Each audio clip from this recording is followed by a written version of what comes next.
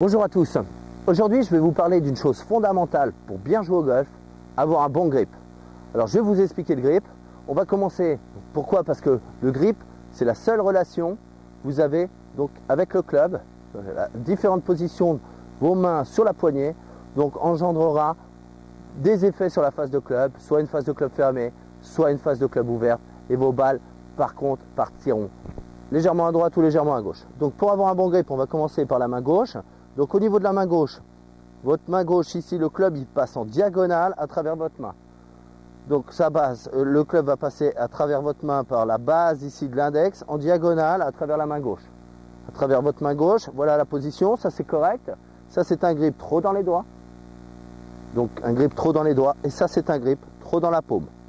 Donc souvent l'influence du grip de main gauche, si j'ai un grip trop dans les doigts, j'aurai ce qu'on appelle un grip trop fort.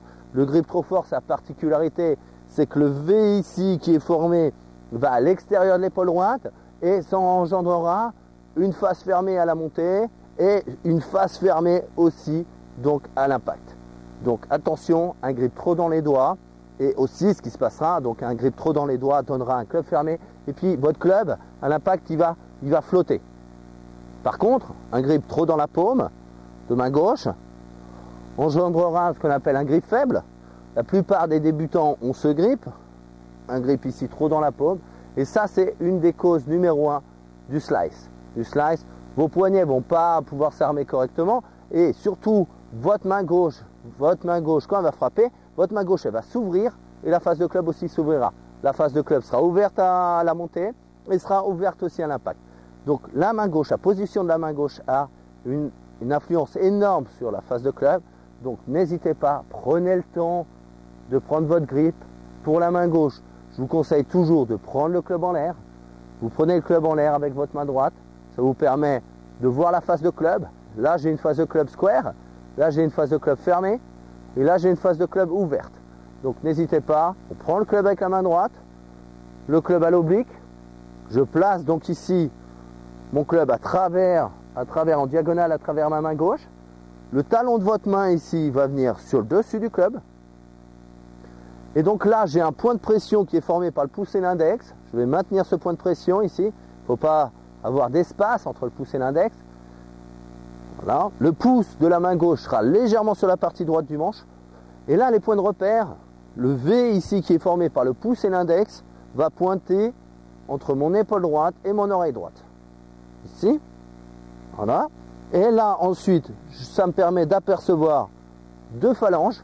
Si j'ai un grip trop fort, j'en vois 3 ou 4. Si j'ai un grip trop faible, j'en vois qu'une. Donc, prenez le temps de bien placer la main gauche.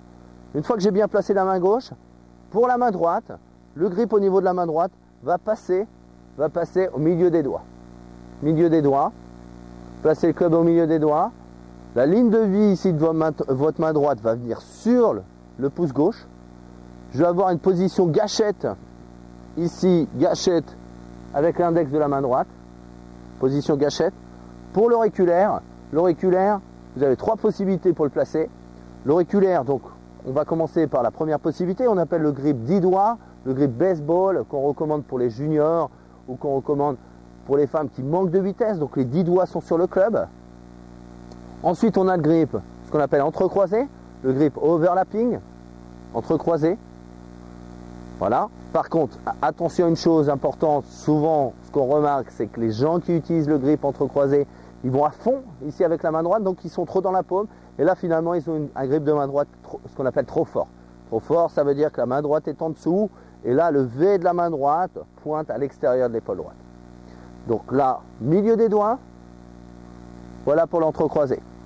Et le dernier grip, c'est le grip, ce qu'on appelle Wharton grip ou overlapping. L'auriculaire est placé entre l'index et le majeur, superposé ou sur l'index. Par contre, ce qui est essentiel, c'est le V ici qui est formé par le pouce et l'index. On aura aussi un point de pression ici. Le V qui est formé. Ces deux lignes sont parallèles.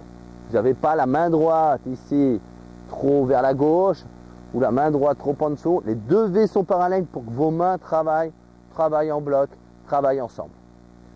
Donc là, prenez le temps de prendre votre grip. Vérifiez-le très souvent. parce que ça aura de toute façon une influence sur votre jeu et sur la trajectoire de vos balles. Voilà, donc j'espère que ce cours sur le grip vous a vraiment aidé, va vraiment vous permettre de progresser dans votre jeu de golf. Merci, à très bientôt.